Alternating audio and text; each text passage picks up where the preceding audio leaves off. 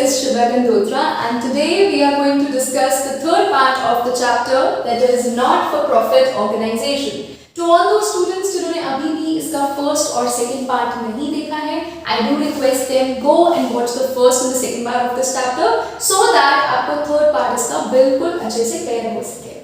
Now, in the last class, we discussed about the very first account of this very chapter, that is receipt and payment account. Receipt and payment account क्या है, उसका क्या format था, वो हम second part में discuss कर चुके हुए हैं.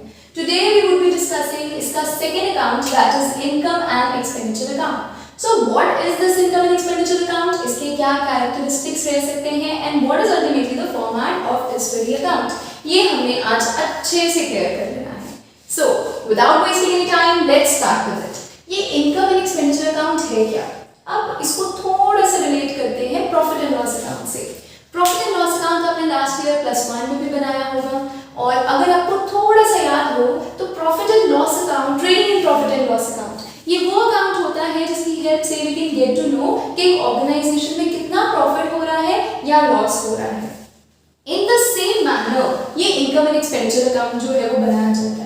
बस फर्क सिर्फ इतना है कि प्रॉफिट एंड लॉस अकाउंट जो है that is prepared by the profit organisations, and income and expenditure account सिर्फ नाम बदल दिया जाता है because it is prepared by the not for profit organisations. So not for profit organisations को भी तो पता लगाना है ना कि हमारे पास कितना प्रॉफिट हो रहा है, कितना लॉस हो रहा है. बस उसका नेचर, उसका नाम जो है वो बदल दिया जाता है. अगर प्रॉफिट है तो उसे सरप्लस का नाम दे दिया जाता है, अगर लॉस है तो उसे डेफिसिट का नाम दे दिया जाता है. Because ultimately we have done this thing कि एक नॉट फॉर प्रॉफिट ऑर्गेनाइजेशन जो है ये अपनी ऑर्गेनाइजेशन का जो एक्स्ट्रा अमाउंट है, जो प्रॉफिट अमाउंट है, जो सरप्लस अमाउंट बचता है, उसको डिस्ट्रीब्यूट नहीं करते हैं among the members of the organisation, but उसको ऐड बैक कर देते हैं कैपिटल फंड में. This we discussed in the very first part of the chapter. So इसीलिए नॉट फॉर प्रॉफिट ऑर्गेनाइजेशन जो है, instead of going for the word profit और loss, जितना एक्स्ट्रा अमाउंट बच जाता है दैट इज प्रॉफिट नेचर जो होती है, but it is known as extra amount in this very chapter, तो उसे कह दिया जाता है सरप्लस. और अगर अमाउंट शॉर्ट है, अगर लॉस नेचर है, तो उसे बोल दिया जाता है deficit. So ultimately income and expenditure account क्या है? ये वो अकाउंट है जो हम लोग प्रिपेयर करते हैं at the end of accounting period. क्यों प्रिपेयर करते हैं? So that we can get to know कि हमारी ऑर्गेनाइजेशन में सरप्लस कितना हो रहा है या डेफिसिट कितना हो रहा है. एंड ये जो इनकम एंड एक्सपेंडिचर अकाउंट है, you can see the format कि डेबिट साइड पे हम एक्सपेंडिचर को शो कर रहे हैं एंड क्रेडिट साइड पे हम इनकम को शो कर रहे हैं. कुछ थोड़ा सा रिलेट कर पा रहे हैं टाइप ऑफ अकाउंट से? हमने 3 टाइप्स ऑफ अकाउंट्स किए थे, दैट इज पर्सनल अकाउंट था, रियल अकाउंट था, नॉमिनल अकाउंट था. तो उसमें से एक नॉमिनल अकाउंट था, एंड नॉमिनल अकाउंट क्या कहता था? Debit all expenses and losses, credit all incomes and gains. So यहाँ से ये भी क्लैरिटी हो रही है कि जिस तरीके से लास्ट पार्ट में हमने जैसे क्लियर किया था, रिसीट एंड पेमेंट अकाउंट एक रियल अकाउंट है, nominal account sorry income and expenditure account जो है that is your nominal account. ये एक नॉमिनल अकाउंट है. I hope this part is very much clear. So income and expenditure account एक ऐसा nominal account है जिसको प्रिपेयर किया जाता है eight the end of the year by the not for profit organisations, so that they can come to know कि organisation में surplus कितना है या डेफिसिट कितना है. ये था हमारा नॉट फॉर प्रॉफिट ऑर्गेनाइजेशन का इनकम एंड एक्सपेंडिचर अकाउंट. अब इसके साथ ही क्या मेजर पॉइंट्स, क्या मेजर कैरेक्टरिस्टिक्स हमें इसके अकाउंट को बनाते टाइम अपने दिमाग पे रखने हैं? Let's revise that very fastly. The very first point, that is nature of account. तो ये तो हमने अभी अच्छे से ही समझ लिया कि इनकम एंड एक्सपेंडिचर अकाउंट में डेबिट क्या किया जा रहा है? All the expenditure. So the debit side is the expenditure side. That is we are debiting all the expense nature items and the loss nature items. And the credit side is the income side. That means we are crediting all the incomes and gains. So this makes this very account a nominal account, because nominal account says what? It says debit all expenses and losses, credit all incomes and gains. Done. Let's proceed to the very next characteristic, that is opening and closing balance. अब ये जो income and expenditure account है ना, इसका कोई भी opening balance नहीं होता है। There is no opening balance of income and expenditure account. आपको इनकम एंड एक्सपेंडिचर अकाउंट में कोई भी ओपनिंग बैलेंस रिकॉर्ड नहीं करना होता है। यस, जो इसका क्लोजिंग बैलेंस है दैट इज ईदर सरप्लस और डेफिसिट। तो जो क्लोजिंग बैलेंस है, जब हम इसकी बैलेंसिंग फिगर निकालेंगे, that would be either surplus और it would be either deficit. Then afterwards, system of accounting, very important point to consider। जो इनकम एंड एक्सपेंडिचर अकाउंट है, जैसे फॉर एग्जांपल हमने रिसीट एंड पेमेंट अकाउंट में बहुत अच्छे से क्लियर कर दिया था कि रिसीट एंड पेमेंट अकाउंट जो है वो कैश बेसिस ऑफ अकाउंटिंग को फॉलो करता है। In the same manner we need to understand कि इनकम एंड एक्सपेंडिचर अकाउंट जो है वो अक्रूवल बेसिस ऑफ अकाउंटिंग को फॉलो करता है। अब ये अक्रूवल बेसिस ऑफ अकाउंटिंग क्या है? अक्रूवल बेसिस ऑफ अकाउंटिंग एक ऐसा मेथड है जिसमें हम अकाउंट में वो सारी की सारी ट्रांजैक्शंस को रिकॉर्ड करते हैं on the basis of when they are becoming due. So expenses and incomes when they are becoming due for a particular current year, it would be recorded in the income and expenditure account, no matter आपने वो expense पे किया है या नहीं किया है, आपने वो income receive करी है या नहीं करी है, पर अगर वो एक particular year में, particular current year में due है, on the basis of becoming due, it would be recorded in income and expenditure account. So income and expenditure account accrual basis of accounting को follow करता है।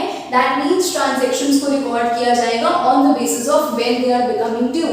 If they are becoming due in the current year, whether they are paid or not, whether they are received or not, it would be recorded in the income and expenditure account. And क्योंकि accrual basis of accounting है तो इसमें adjustments भी करी जाएंगी। इसमें थोड़ी सी confusion हो जाएगी, पर हमने कंफ्यूज बिल्कुल नहीं होना है। अभी के लिए सिर्फ इतना याद रखना है कि income and expenditure account accrual basis of accounting को फॉलो करता है, इसीलिए इसमें एडजस्टमेंट्स होनी ही होनी है। कौन सी, कैसे एडजस्टमेंट्स थोड़ी सी याद कर लेते हैं, जैसे कि आउटस्टैंडिंग एक्सपेंसेस से रिलेटेड एडजस्टमेंट्स हो सकती हैं, जैसे कि अक्रूड इनकम्स से रिलेटेड एडजस्टमेंट्स हो सकती हैं, डिप्रिसिएशन से रिलेटेड एडजस्टमेंट्स हो सकती हैं, एडवांस एक्सपेंसेस या इनकम्स से रिलेटेड एडजस्टमेंट्स हो सकती हैं। So these kinds of adjustments would be made in the income and expenditure account. Very next characteristic that is accounting period. हमने रिसीट एंड पेमेंट अकाउंट में बहुत अच्छे से समझा था कि रिसीट एंड पेमेंट अकाउंट जो है वो current year, previous year, next year, तीनों पीरियड्स के ट्रांजैक्शंस को रिकॉर्ड करता है।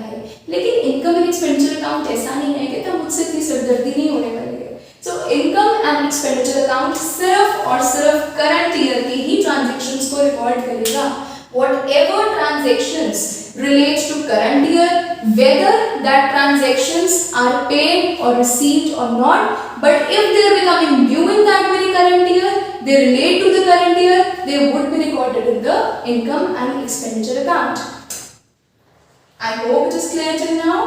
The fifth characteristic of income and expenditure account, nature of transactions. हमने receipt and payment account में समझा था कि रिसीट एंड पेमेंट अकाउंट जो है वो रेवेन्यू नेचर और कैपिटल नेचर ट्रांजैक्शंस दोनों को रिकॉर्ड करता है, लेकिन इनकम एंड एक्सपेंडिचर अकाउंट सिर्फ और सिर्फ रेवेन्यू नेचर ट्रांजैक्शंस को रिकॉर्ड करेगा। इसका कैपिटल नेचर ट्रांजैक्शन से कोई भी लेना देना नहीं है। That means when you are recording the expenditure side, all those revenue expenses would be recorded. When you are recording the income side, all those revenue incomes would be recorded only. Capital nature transactions का इसमें कोई भी लेना देना नहीं होता है। यहीं से थोड़ा सा रिकैप ले लेते हैं कि ये revenue nature transactions क्या थी। So हम पहले भी पार्ट 2 में इसको डिस्कस कर चुके हुए हैं, अभी थोड़ा सा इसको रिवाइज कर लेते हैं। रेवेन्यू नेचर ट्रांजैक्शंस वो ट्रांजैक्शंस होती हैं which are recurring in nature, which are repeating in nature, which are regular in nature। जैसे कि हमें सैलरीज रिपीटेटिवली पे करनी पड़ती हैं, वेजेस पे करनी पड़ते हैं। So all those expenses which are regular in nature, जिनका बेनिफिट हम एक साल के अंदर अंदर ही कवर अप कर सकते हैं। चलो इसको नहीं याद रखते हैं, अभी सिर्फ इतना ही डिफरेंस समझते हैं। रेवेन्यू नेचर ट्रांजैक्शंस वो ट्रांजैक्शंस होती हैं which are recurring in nature, repeating in nature, regular in nature। ठीक है, तो सिर्फ वो ट्रांजैक्शंस को इसमें रिकॉर्ड किया जाता है। I think 6 part is not visible, तो इसे हम यहाँ पर कवर कर लेते हैं, that is type of transactions. So यहाँ पर इसे मैं क्लियर कर देती हूँ, type of transactions. अब ये जो इनकम एंड एक्सपेंडिचर अकाउंट है ना, ये कैश एंड नॉन कैश दोनों ट्रांजैक्शंस को रिकॉर्ड करता है। हमने रिसीट एंड पेमेंट अकाउंट में पढ़ा था कि रिसीट एंड पेमेंट अकाउंट जो है वो सिर्फ और सिर्फ कैश की भाषा समझता है, सिर्फ और सिर्फ कैश ट्रांजैक्शंस को रिकॉर्ड करता है। तो नॉन कैश का तो कोई ध्यान रखने वाला होना चाहिए था ना, ये इनकम एंड एक्सपेंडिचर अकाउंट में हेल्प करी, ठीक है। तो इनकम एंड एक्सपेंडिचर अकाउंट जो है वो कैश और नॉन कैश ट्रांजैक्शंस दोनों को ही रिकॉर्ड करता है। I hope all the characteristics are very much clear to all. Now let's understand the format. अब इस format को भी जल्दी से clear कर लेते हैं। So that means income and expenditure account का ये जो blue format है ये आपको हमेशा ऐसे ही बनाना है। You have to give the heading income and expenditure account for the year ended, for what year you are making. If you are making it for 2020, you will write it 2020. So whatever year is there, you have to mention it. Then the blue format should be exactly like this. Debit side is the expenditure side and credit side is the income side. ये points तो आपको बिल्कुल ही clear होंगे कि debit side पे जितनी भी transactions को record किया जाएगा with the word to किया जाएगा, credit side पे जितनी भी transactions को record किया जाएगा with the word by किया जाएगा. Then the second point that we have to keep in mind is कि income and expenditure account को शुरू करने के लिए we do not need any kind of opening balance. बस जितनी भी रेवेन्यू नेचर ट्रांजैक्शंस है उनको इनमें रिकॉर्ड करते जाना है। जितने भी रेवेन्यू एक्सपेंसेस हमारे होंगे वो डेबिट साइड पे कर दिए जाएंगे और जितनी भी रेवेन्यू इनकम्स हमारी होंगी वो क्रेडिट साइड पे कर दी जाएंगी। नाउ इसको खत्म कैसे करेंगे, इसको बैलेंस कैसे करेंगे? सो फॉर एग्जांपल ये इनकम जो है इसका टोटल मेरे पास आ रहा है 10,000, ठीक है, sorry this is the expenditure side. For example मेरी इनकम का टोटल आ रहा है 10,000, ठीक है। So the income side is 10,000 and the expenditure side is suppose it is 5,000. Okay, so income है मेरी 10,000, खर्चे हो गए 5,000 के। Now income side is more than the expenditure side. So whatever is the balancing figure, जो भी आपके पास positive balance बच के आ रहा है, that is what? That is your surplus. हमारी इस साइड पे balancing figure बच रही है ना, so इस साइड पर जो भी balancing figure आ रही है, when you subtract income side में से expenditure side, that positive balance is your surplus. So surplus clear हो गया? Then afterwards, suppose now the income side is 10,000 but expenses are 12,000. Now what is happening? Now the expenditure side is more than the income side. हमारा expenditure है 12,000 का and the income is of 10,000. So ultimately दो method से करने के, या तो मैं एक ही मेथड को फॉलो करूं कि income minus expenditure, if it is giving me positive balance it is the surplus, but 10,000 minus 12,000 is giving me negative balance, that is minus 2,000. So if there is a negative balance by the same formula, that is income minus expenditure, that is what? That is your, और कितने का हो रहा है हमें deficit? 2,000 का. So now the total of the account would be 12,000 and 12,000. Okay, so this way we have to balance and we have to calculate कि हमारी organization में NPO में surplus जा रहा है या deficit जा रहा है.